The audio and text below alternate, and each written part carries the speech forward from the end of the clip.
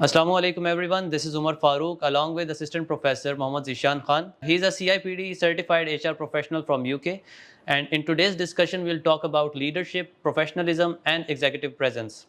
So sir, how are you? I'm fine, Omar. How are you? Thanks for having me here. Alhamdulillah, I'm good too. Let's begin our discussion from the word leadership. There are many authors, many gurus who have written many books on this terminology, leadership. So what is your take on it? What actually leadership is? Yeah, oh gosh, that's a great question, tremendous question. Umar, there isn't any recipe for leadership. If you think there's a recipe, you're going to be disappointed very soon, let me tell you this. Many leaders use their loyalty, commitment, integrity, humor, while some of the leaders use their size as a leadership attribute, their physical personality predispositions. Right. So, you need to find out what really works for you. You need to clarify your own role. You need to clarify your own value in the first place. Are you about speed? Are you about altruism? Are you about warmth? Are you about strategic agility within the organization? What are you basically, You're not all the things to all people, People cannot keep this in their heads that, they're not all the things to all people. They are just one thing or a couple of things to all the people. Because, it is said by Marcus Buckingham that excellence is idiosyncratic. Right? So you need to find your own idiosyncrasies in the first place. What are you? So, and that is the definition of talent. Of course, talent is a recurring pattern of thought, feeling, of behavior that can be productively applied within the organization. So now, if for example, if someone is telling you at the time of interview that, and you ask them, what are your strengths? So, he has to say that, I love this. This is what, I'm thinking 24/7. This really, makes me committed, when I do anything, when I do any work, within the firm. Right. So those are leaders. And secondly, nowadays, there's a very good concept of storytelling. So leaders need to find out some stories, right? I'm not saying that, stories could be evocative, like, Mark Twain, the famous satirist, or, William Shakespeare. You just need to tell them, what happens last week. Okay. How did you, raise the morale of that particular employee? How did you convince that customer? And how did you, resolve the grievance of any worker within the workplace? So storytelling is really important, So this is, a bit about leadership. So I think that leadership is backed by some subtle attributes. Yeah, of course. So how can we identify those subtle attributes, and is there any tool to measure those attributes? Yeah, that's a great question. At the time of interview, you need to ask, certain questions, couple of questions like, are you an underachiever or overachiever? What you love most about your previous job? And what are you thinking 24/7? So, that potential incumbent, just going to tell you something about their previous role. Because, the employee's future greatness is their current goodness. The past behaviors always exhibit future behaviors. Right? So, and this could come in psychometric testing as well. So, you need to ask, different questions, in order to identify their idiosyncratic attributes or competencies. All right, sir. So now moving towards our next question, that is about professionalism. So what do you think? Who are professionals? Yeah. Let me tell you a very different definition of professionalism, which nobody knows. Most of the people think that, professionalism is all about, your physical predispositions, your educational attainments, like, your educational degrees, noble callings, this is not professionalism.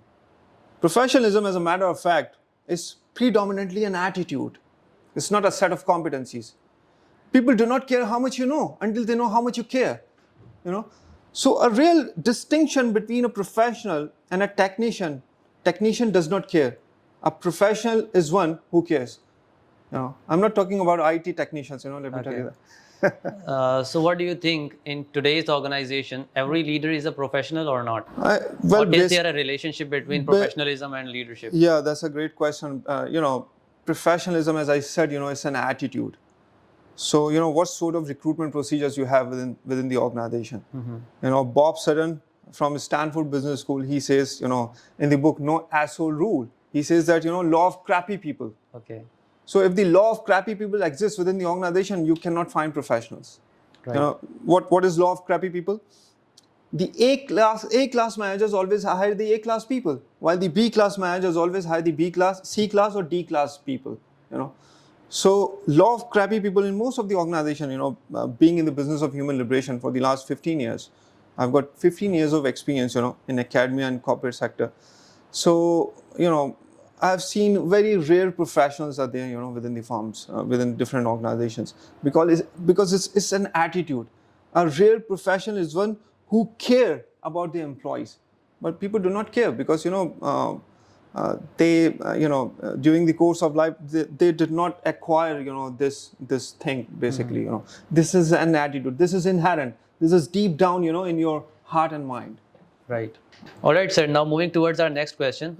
I have seen many people in the organizations that some people are very much enthusiastic towards their job, really motivated towards their job, but some people are not really motivated. So what is the basic cause between this motivation and demotivation? That's a great question, Umar. Why some people are motivated and the others are not, and why some people have got the energy and the others have not. In my perception, there's a strong, heavy genetical component in there, among the truly motivated people. And in fact, we may encounter setbacks. We may have some limiting beliefs in life, And what managers do, in this situation. A bad manager is one who reinforces those limiting beliefs, while a good one, always suppress them. Right. But that's a very time-consuming activity. I haven't seen any manager, who does that, because all the managers, employ tubers and twigs management methodology, so they don't do it. Let me tell you this. Right. All right, sir. So nowadays we are hearing about executive presence. So what do you think? What actually executive presence is? Can you please elaborate it? Yeah, that's a great question. Executive presence, and this concept is quite emerging in the market nowadays in Pakistan, but it seems to be an old concept in USA. And Harrison, Monarth, and different writers, wrote many books about executive presence in 2008 and 10. Executive presence basically is not about your performance. It's not about you do good within the organization. You are hitting the numbers. You know your craft. You know all the skills within the firm. Executive presence is not that. Executive presence basically, what do you signal at? What do you signal to the world? What do you telegraph to the world? Right. It's all about your preparedness. It's all about your homework for the next big chance. Right. So are there any components of executive presence? Yeah, executive presence, consists of three most important components. The first one is gravitas, which is very important. Gravitas is all about, basically, when you know your heft, you have got the intellectual horsepower, and you are 3 steps forward, in your the knowledge about your domain, about your expertise. This is all gravitas. Basically, gravitas is all about, what you're gonna represent, within your organization, right? And the second one is communication. Communication is very important. Your eloquence, your extreme articulation, right? Communication, there isn't anything that you can possibly do that makes you more competent in everything you do than to learn how to communicate. So leaders, always come up with effective communication within the organization. In my perception, they have to use very, simple language, so that the common man like plumber, carpenter, or the cook, can easily understand it. They're not supposed to use jargons. Right. So this is all about communication. And the third one, which is one of my favorites component of executive presence, is appearance. Appearance is one of my favorites. Like how you talk, how you walk. You've got a deep inner voice. Your physical predispositions. You've got broad shoulders. Your eloquence, your articulation. This is all about appearance. Most of the people say that appearance does not matter. I endorse the fact appearance does not matter. but it really, really, really matters. Let me tell you this. So There is some sort of psychological effect of the appearance. yeah, absolutely, absolutely. For example, it is said by someone that taller employees, get promoted easily. Okay. When you have got good physique, just like you. Thank you. So they're gonna be promoted. They're gonna get the reward. They're gonna be visible within the organization. Like the guys who have got appearance. You have got just hair like Amitabh Bachchan, the voice like Morgan Freeman and Batman, or Al Pacino. You talk like Al Pacino. So these are some external personality factors, Right. which are really important, in reinforcing your executive presence. All right, sir. Thank you so much for your time. It was indeed an enlightening discussion. I hope that you have learned something new from today's discussion. We'll keep updating our channel with new videos, with new content. So make sure that you subscribe this channel and stay tuned. Allah Hafiz. Allah Hafiz. Thank you, Omar. Thank you.